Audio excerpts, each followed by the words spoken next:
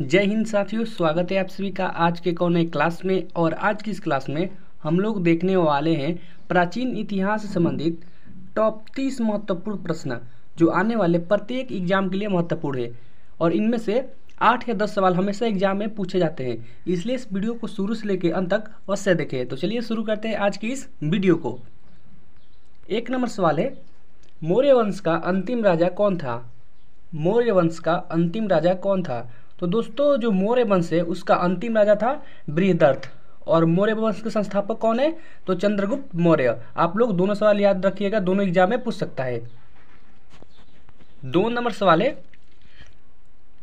चंद्रगुप्त द्वितीय के समय कौन सा यात्री भारत आया? चंद्रगुप्त द्वितीय के समय कौन सा यात्री भारत आया? तो चंद्रगुप्त द्वितीय के समय में फायान नामक यात्री भारत आया था। ऑप्शन नंबर ए इसका सही उत्तर है। 3 नंबर सवाल है, श्रीलंका को सर्वप्रथम किस चोल राजा ने जीता? श्रीलंका को सर्वप्रथम किस चोल राजा ने जीता? तो श्रीलंका को सर्वप्रथम राजेंद्र चोल राजा ने जीता। ऑप्शन नंबर बी इसका सही जवाब है। 4 नंबर सवाल है, हर्षवर्धन के समय चीन का सम्राट कौन था? हर्षवर्धन के समय चीन का सम्राट कौन था? तो हर्षवर्धन के जब शासनकाल था उस समय चीन का सम्राट था तेजोंग। ऑप्शन नंबर ए इसका करेक्ट आंसर है। 5 नंबर सवाल है, द्वितीय जैन संगति कहाँ हुई? द्वितीय जैन संगति कहाँ हुई? तो द्वितीय जैन संगति जो हुई थी वह वल्लभी में हुई थी। ऑप्शन नंबर ए इसका सही उत्तर है। 6 नंबर सवाल है आपका, गौतम बुद्ध का एकमात्र पुत्र का क्या नाम था? गौतम बुद्ध का एकमात्र पुत्र का क्या नाम था? तो गौतम बुद्ध का एकमात्र पुत्र का नाम राहुल था। ऑप्शन नंबर ए इसका सही उत्तर है। 7 नंबर सवाल है, कौन सा वंश ब्राह्मण क्षत्रिय वंश कहलाता था? कौन सा वंश ब्राह्मण क्षत्रिय वंश कहलाता था? तो सेन नामक एक वंश था जो ब्राह्मण क्षत्रिय वंश कहलाता था। ऑप्शन नंबर ए इसका सही उत्तर है। 8 नंबर सवाल है, गौतम बुद्ध के महापरिनिर्वाण के समय मगध का राजा था? गौतम बुद्ध के महापरिनिर्वाण के समय मगध का राजा था। तो गौतम बुद्ध के महापरिनिर्वाण के समय मगध का राजा अजातशत्रु था। ऑप्शन नंबर बी इसका सही उत्तर है। और अजातशत्रु हर्यक वंश से संबंधित है, ये भी आप लोग याद रखिएगा।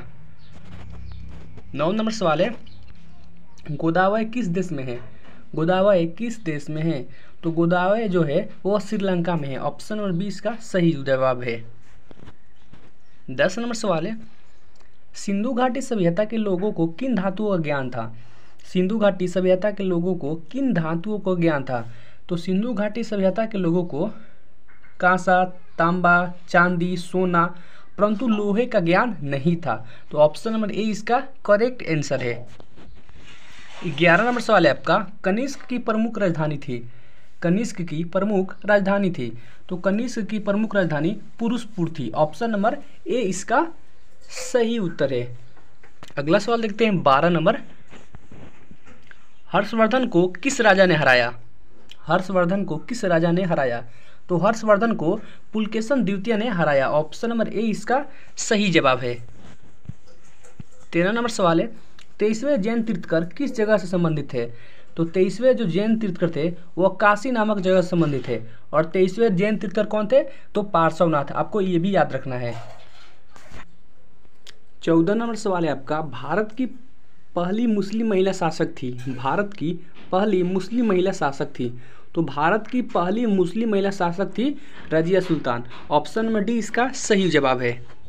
15 नंबर सवाल है, अशोक ने कलिंग पर आक्रमण किस वर्ष किया?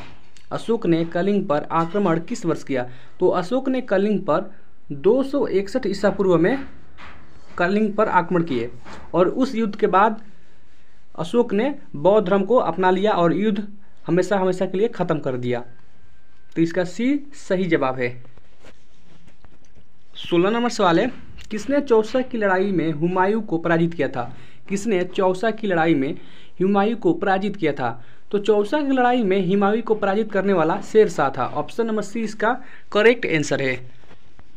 17 नंबर सवाल है, हुमायूं का मकबरा कहाँ है? हुमायूं का मकबरा कहाँ है? तो हुमायूं का मकबरा दिल्ली में है। ऑप्शन नंबर ए इसका करेक्ट आंसर है। 18 नंबर सवाल है, मुमताज महल का असली नाम था? मुमताज महल का असली नाम था, तो मुमताज महल का असली नाम अर्जुमंद बानो बेगम था। ऑप्शन नंबर ए इसका करेक्ट आंसर है।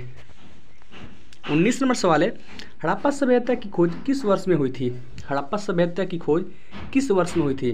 तो हड़प्पा सभ्यता की खोज सन 1921 ईस्वी में हुई थी। ऑप्शन नंबर डी इसका सही जवाब है। 20 नंबर सवाल है, बौद्ध शिक्षा का केंद्र था, यानी बौद्ध शिक्षा का केंद्र कौन था इनमें से? तो विक्रमशिला विश्वविद्यालय बौद्ध शिक्षा का केंद्र था। ऑप्शन नंबर ए इसका सही उत्तर है। 21 नंबर सवाल है, भारत में सबसे बड़ा बौद्ध स्तूप कहाँ स्थित है? भारत में सबसे बड़ा बौद्ध स्तूप कहाँ स्थित है? तो भारत में सबसे बड़ा बौद्ध स्तूप सांची का स्तूप है। ऑप्शन नंबर बी इसका सही जवाब है। 22 नंबर सवाल है, गौतम बुद्ध का गुरु कौन था? गौतम बुद्ध का गुरु कौन था? तो गौतम बुद्ध के गुरु अलार कलाम थे। ऑप्शन नंबर बी इसका सही जवाब है। 23 नंबर सवाल है, चरक किसके राज चिकित्सक थे? चरक किसके राज चिकित्सक थे? तो चरक जो थे वह कनिष्क के राज चिकित्सक थे। ऑप्शन नंबर डी इसका सही उत्तर है। 24 नंबर सवाल है, तक्षशिला के प्रसिद्ध स्थल होने का कारण था? तक्षशिला के प्रसिद्ध स्थल होने का कारण था, तो तक्षशिला के प्रसिद्ध स्थल होने का कारण गंधार कला था। ऑप्शन नंबर सी इसका करेक्ट आंसर है। 25 नंबर सवाल है, बुद्ध ने सर्वाधिक उपदेश कहाँ दिए? गौतम बुद्ध ने सर्वाधिक उपदेश कहाँ दिए? तो गौतम बुद्ध जी थे जो उस सर्वाधिक उपदेश श्रावस्ती में दिए थे। ऑप्शन नंबर ए इसका करेक्ट आंसर है। 26 नंबर सवाल है, हड़प्पा सभ्यता का सबसे बड़ा नगर कौन है? हड़प्पा सभ्यता का सबसे बड़ा नगर कौन है? तो हड़प्पा सभ्यता जो है उसका सबसे बड़ा नगर मोहनजोदड़ो है। ऑप्शन नंबर बी इसका करेक्ट आंसर है। 27 नंबर सवाल है, हड़प्पा किस नदी किनारे स्थित है? हड़प्पा किस नदी के किनारे स्थित है? तो हड़प्पा जो है वह रावी नामक नदी किनारे स्थित है। ऑप्शन नंबर डी का सही जवाब है। डी इसका सही जवाब हो जाएगा। 28 नंबर सवाल है, हड़प्पा सभ्यता के पतन के क्या कारण थे? यानी हड़प्पा सभ्यता का खत्म यानी पतन होने का क्या कारण थे? तो हड़प्पा सभ्यता का पतन होने का कारण था उपयुक्त सभी, विदेशी आक्रमण, प्राकृतिक कारण और मानवीय कारण। ऑप्शन नंबर डी हो जाएगा उपयुक्त सभी। ये सभी कारण थे कि हड़प्पा सभ्यता का पतन हो गया। 29 नंबर सवाल है, मोहनजोदड़ो किस भाषा का शब्द है? मोहनजोदड़ो किस भाषा का शब्द है? तो मोहनजोदड़ो सिंधी भाषा का एक शब्द है। ऑप्शन नंबर बी इसका सही जवाब है। 30 नंबर सवाल है, लोथल कहाँ स्थित है? लोथल कहाँ स्थित है? तो जो लोथल है वह गुजरात राज्य में स्थित है। ऑप्शन नंबर ए इसका सही जवाब है। अगर आप चैनल पर पहली बार आए हैं, चैनल को सब्सक्राइब कर ले, वीडियो को लाइक करें और शेयर करें ताकि दूसरे स्टूडेंट को भी हेल्प हो सके। मिलते हैं एक और नए वीडियो के साथ और एक अच्छे टॉपिक के साथ। तब तक के लिए जय हिंद, वंदे मातरम।